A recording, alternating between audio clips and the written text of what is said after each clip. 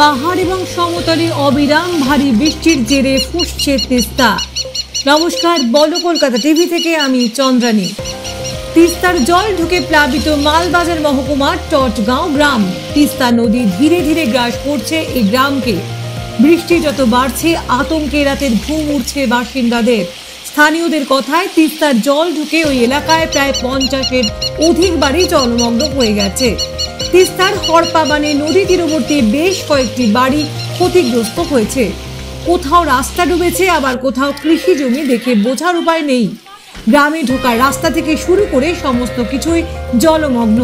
নষ্ট হয়েছে জমির ফসল। প্রতি বছর বর্ষা এলেই এই এলাকার বাসিন্দাদের ভোগান্তি বাড়ে, তবে এই বছর পরিস্থিতি অত্যন্ত খারাপ। আগে যেদিক দিয়ে তিস্তা নদী বয়ে যেত, সেখান থেকে ক্রমশ আগ্রাসী হয়ে গ্রামের দিকে এগিয়ে আসছে। বর্ষার শুরু থেকে এই এলাকা প্লাবিত হয়ে গেছে। তিস্তার ভয়াল রূপ দেখে আতঙ্কিত গ্রামবাসীরা। নিজেদের সম্বলটুকু নিয়ে বর্তমানে গ্রামবাসীরা আশ্রয় নিয়েছে ত্রাণ শিবিরে।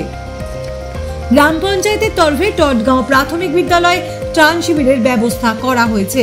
সেখানে নিজেদের প্রয়োজনীয় জিনিসপত্র, গবাদি পশু সহ প্রায় সবকিছু নিয়েই আশ্রয় নিয়েছে অনেক পরিবার। ঘরে উনুন জ্বালানোর পরিস্থিতি নেই, তাই ত্রাণ শিবিরের খাবার খেয়ে খিদে মেটাচ্ছে সকলে।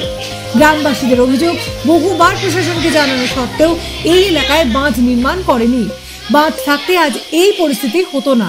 বর্তমানে নদী যেভাবে গ্রামের দিকে এগিয়ে আসছে, ভবিষ্যতে এর থেকেও আরো বেশি ভয়ঙ্কর পরিণতি হতে পারে।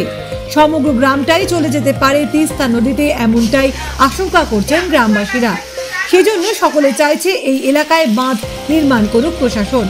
তবে এখন দেখার বিষয় যে গ্রামবাসীদের দাবি মেনে কবে এই এলাকায় তিস্তা নদীর বাঁধ নির্মাণ করা হয়, কবে টটগাঁও গ্রাম জল যন্ত্রণা থেকে মুক্তি পায়, এখন সেটাই দেখার।